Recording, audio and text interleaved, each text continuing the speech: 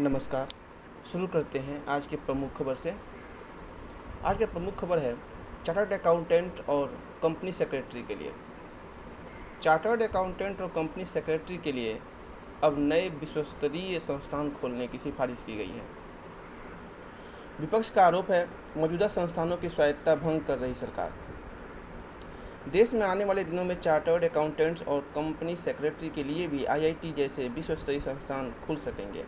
इसकी राह बनाने वाले संशोधन विधेयक पर मंगलवार को राज्यसभा ने चार्टर्ड अकाउंटेंट्स, कास्ट एवं वर्क्स अकाउंटेंट्स तथा कंपनी सचिव विधेयक पारित कर दिया।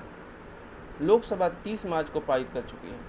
इस विधेयक से चार्टर्ड अकाउंटेंट्स, कंपनी सेक्रेटरी और कास्ट अकाउंटेंट से जुड़े मौजूदा संस्थानों की कार्यप्रणाली में आमूलचूल बदलाव आएगा। अब खबर सुरक्षा परिषद से। बूचा हत्याकांड के लिए भारत ने रूस को लिया आड़े हाथ। यूक्रेन रूस विवाद पर शुरू से ही तटस्थ रहने की अपनी रणनीति को जारी रखते हुए भारत ने यूक्रेन के बूचा में बड़ी संख्या में आम नागरिकों के मारे जाने की घटना पर रूस को आड़े हाथों लिया है।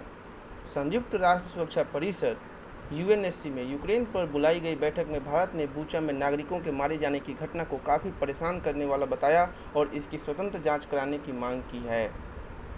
संयुक्त राष्ट्र में भारत के राजदूत टीएस तिरुमूर्ति ने अपने बयान में सीधे तौर पर रूस का नाम नहीं लिया। फिर भी 22 फरवरी 2022 को यूक्रेन पर हमले के बाद उसके खिलाफ भारत की तरफ से की गई यह सबसे तल्ख टिप्पणी है। इस महीने के अंत में आ सकते हैं ब्रिटेन के प्रधानमंत्री। ब्रिटेन के प्रधानमंत्री बोरिस जॉनसन इस महीने के अंत तक भारत आ सकते हैं। इस दौरान वह भारत ब्रिटेन मुक्त व्यापार समझौते पर बातचीत की पृष्ठभूमि में द्विपक्षीय संबंधों को और मजबूत करने का प्रयास करेंगे। आधिकारिक सूत्रों ने बताया कि जॉनसन के 22 अप्रैल के आसपास आने की उम्मीद है। जॉनसन को पिछले साल ही भारत आना था। 2 बार उनकी यात्रा तय भी हो गई थी, लेकिन कोरोना महामारी के चलते वे नहीं आ सके थे। दोनों देशों के बीच मुक्त व्यापार समझौते को लेकर तीसरे दौर की बातचीत भी इस महीने के अंत में होनी है और माना जा रहा है कि जॉनसन की यात्रा के दौरान यह बातचीत हो सकती है। हालांकि ब्रिटेन के प्रधानमंत्री कार्यालय डाउनिंग स्ट्रीट ने अभी उनकी यात्रा को लेकर विस्तृत जानकारी पुष्टि नहीं की है, परंतु पिछले महीने प्रधानमंत्री नरेंद्र मोदी और पीएम जॉनसन ने टेलीफोन पर बातचीत के दौरान व्यक्तिगत रूप से मिलने के मसले पर चर्चा की थी। साहित्यकार अच्युतानंद को मिला प्रतिष्ठित देवी शंकर अवस्थी सम्मान। आलोचना पुस्तक कोलाहल में कविता की आवाज़ के लिए दिया गया सम्मान। साहित्यकार अच्युतानंदन मिश्र को प्रतिष्ठित देवी शंकर अवस्थी सम्मान से सम्मानित किया गया। यह पुरस्कार उन्हें उनकी आलोचक पुस्तक कोलाहल में कविता की आवाज़ के लिए दिया गया। देवी शंकर अवस्थी की जयंती के अवसर पर साहित्य अकादमी सभागार में आयोजित समारोह में उन्हें यह पुरस्कार वरिष्ठ आलोचक डॉक्टर विश्वनाथ त्रिपाठी, वरिष्ठ कथाकार मृदुला गर्ग, कवि आलोचक अशोक वाजपेयी ने दिया। अब चलते हैं अर्थव्यवस्था की ओर। खाद्य तेलों के दाम न बढ़ाएं कंपनियां। महंगाई पर लगाम लगाने को उद्योग संगठन आया सामने, सदस्यों को दी सलाह। खाद्य तेलों के संगठन एसईए ने अपने सदस्यों से दाम नहीं बढ़ाने का आग्रह किया है। सॉल्वेंट एक्सट्रैक्टर्स एसोसिएशन एसईए ने मंगलवार को अपने सदस्यों से कहा कि ग्राहकों को असुविधा से बचाने और उन्हें राहत देने के लिए फिलहाल अधिकतम खुदरा मूल्य एमआरपी में बढ़ोतरी से बचना चाहिए। अपने सदस्यों को लिखे पत्र में एसईए के प्रेसिडेंट अतुल चतुर्वेदी का कहना था कि देश कुछ समय पहले से खाद्य तेलों की महंगाई की चपेट में है।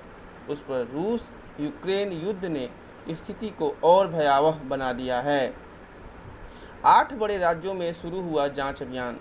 खाद्य सचिव सुधांशु पांडे ने सोमवार को बताया था कि खाद्य तेलों और तिलहन की जमाखोरी और कालाबाजारी पर रोक लगाने के लिए 1 अप्रैल से खुदरा और थोक व्यापारियों के यहां जांच का अभियान शुरू किया गया है।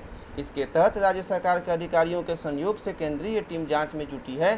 पांडे ने के अनुसार उत्तर प्रदेश, मध्य प्रदेश, महाराष्ट्र, राजस्थान, तेलंगाना, गुजरात, बंगाल और दिल्ली जैसे बड़े राज्यों के चुनिंदा जिलों में यह अभियान चल रहा है। आने वाले दिनों में अन्य राज्यों में भी यह अभियान जोर शोर से शुरू किया जाएगा। अब खबर बिहार से। तैयारी के साथ सतर्कता जरूरी।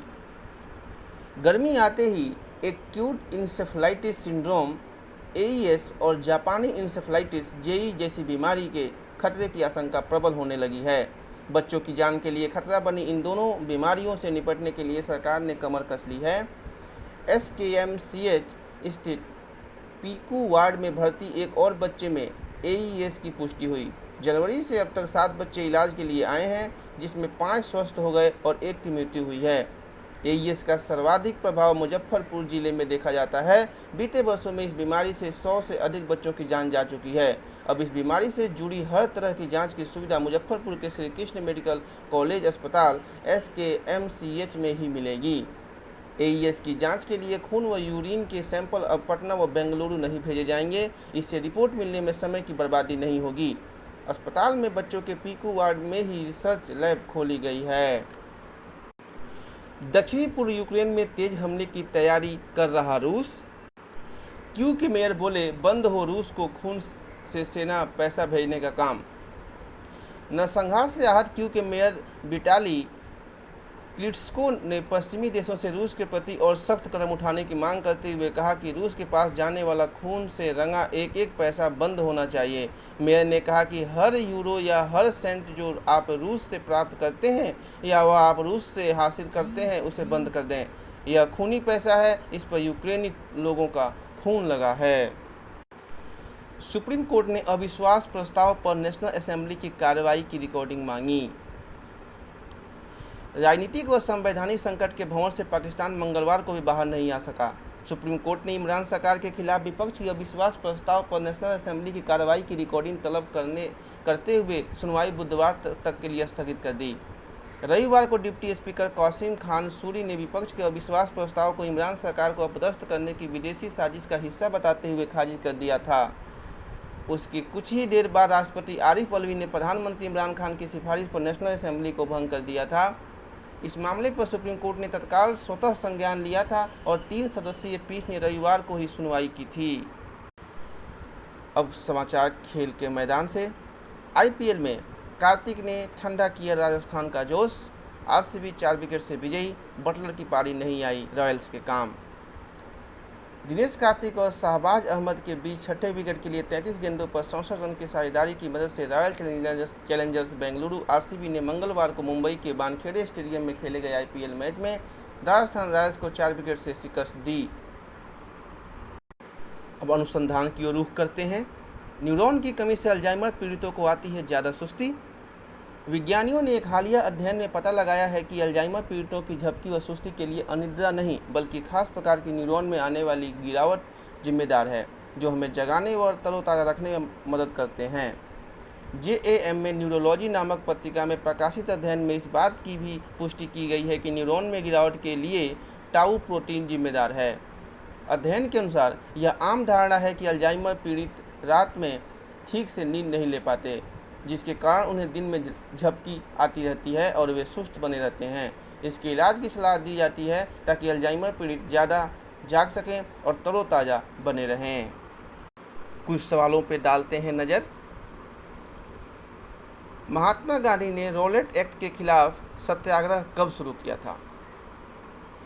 1919 में आज ही महात्मा गांधी ने किसी भी भारतीय को बिना मुकदमा चलाए जेल में डालने का अधिकार देने वाले अन्यायपूर्ण ब्रिटिश कानून रॉलेट एक्ट के खिलाफ अहिंसक सत्याग्रह शुरू किया था। आंदोलन हिंसक हो जाने के कारण उन्होंने इसे वापस ले लिया था। दूसरा सवाल है, आधुनिक ओलंपिक खेलों की शुरुआत कब हुई थी, कहाँ हुई थी? 1896 में आज ही ओलंपिक खेलों की शुरुआत एथेंस में हुई थी। रोमन सम्राट थियोसियस द्वारा प्राचीन ओलंपिक खेलों पर रोक लगाए जाने के 1500 साल बाद दोबारा इन खेलों को शुरू किया गया था। 6 से 15 अप्रैल तक चले इन खेलों में 14 देशों के 241 खिलाड़ियों ने हिस्सा लिया था। विदेशी फिल्म फेस्टिवल में सबसे पहले किस भारतीय ने अवार्ड लिया था? बंगाली एवं हिंदी फिल्मों की मशहूर अभिनेत्री सुचित्रा सेन का जन्म 1931 में आज ही बांग्लादेश के पावना में हुआ था। 1952 में बांग्ला फिल्म से कैरियर की शुरुआत की। 1955 में फिल्म देवदास से हॉलीवुड में डेब्यू किया। यह फिल्म उनके कैरियर में मील का पत्थर साबित हुई। साल 1953 से 1978 के बीच सुचित्रा ने हिंदी और बांग्ला मिलाकर लगभग 61 फिल्में की। 1963 में मॉस्को फिल्म फेस्टिवल में सर्वश्रेष्ठ अभिनेत्री का अवार्ड पाने वाली पहली भारतीय अभिनेत्री बनी। 1972 में पद्म श्री से सम्मानित हुई। 17 जनवरी 2014 को उनका निधन हो गया।